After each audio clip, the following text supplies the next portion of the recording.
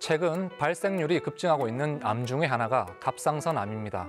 고령층에서 흔하게 발생하는 일반적인 암과 달리 최근 5년간 젊은 층에서 발병률이 증가하고 있는데요. 갑상선 질환은 여성에서 발병률이 높고 가족력이 있는 경우가 많기 때문에 가족이나 친척 중에 갑상선 질환을 갖고 있다면 특히 관심을 가져야 하겠습니다. 안녕하세요. 이비인후과 전문의학 박사 홍종철 원장입니다. 목 의 앞부분에서 보았을 때 튀어나온 부분의 2-3cm 아래에 위치하며 무게는 20g 정도이며 나비 모양을 하고 있습니다.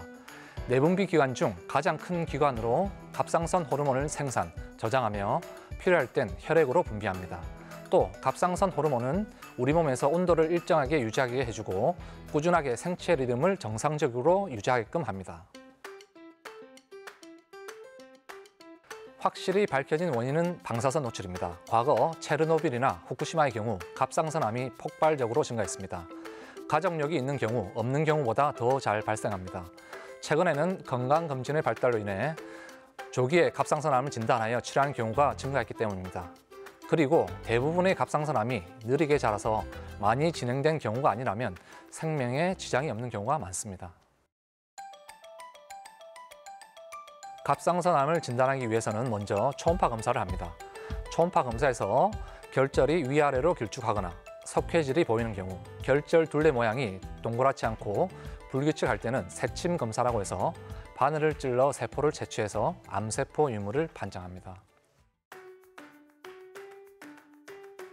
갑상선암은 크게 4종류로 나눌 수 있습니다. 우리나라에서는 유도암이 대부분을 차지하며 예후가 가장 좋으며 그 다음으로 여포암, 수질암, 역형성 암이 있는데 역형성 암의 경우 진단 후 6개월 이상 생존이 힘든 경우가 많습니다.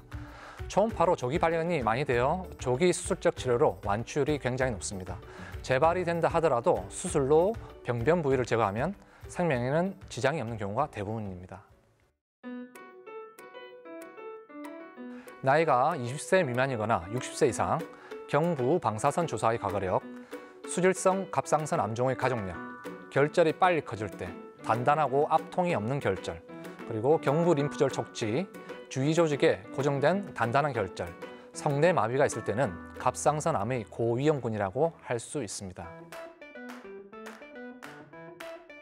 수술적 치료가 가장 기본적인 치료입니다. 암의 위치, 크기, 개수 및 림프절 전이 유무에 따라 수술 범위를 결정합니다. 갑상선 전절제를 했을 경우 일부 환자에서 방사성 동위원소 치료를 하기도 합니다.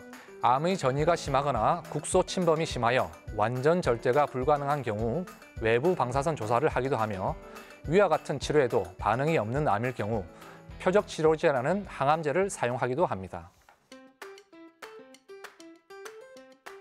네, 그렇습니다. 갑상선 호르몬은 우리 몸의 엔진과 같은 역할을 하며 체온 유지나 항상성 유지에 아주 큰 역할을 합니다.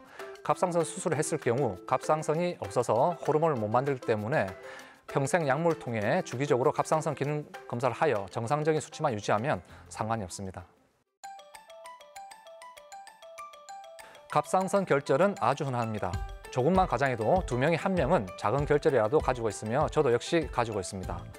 검진에서 결절이 있다고 들으시면 너무 걱정하지 마시고 근처 갑상선을 전문적으로 보는 병원에 방문하여 초음파 검사를 해보고 모양이 좋지 않을 경우 새침 검사를 하시면 됩니다.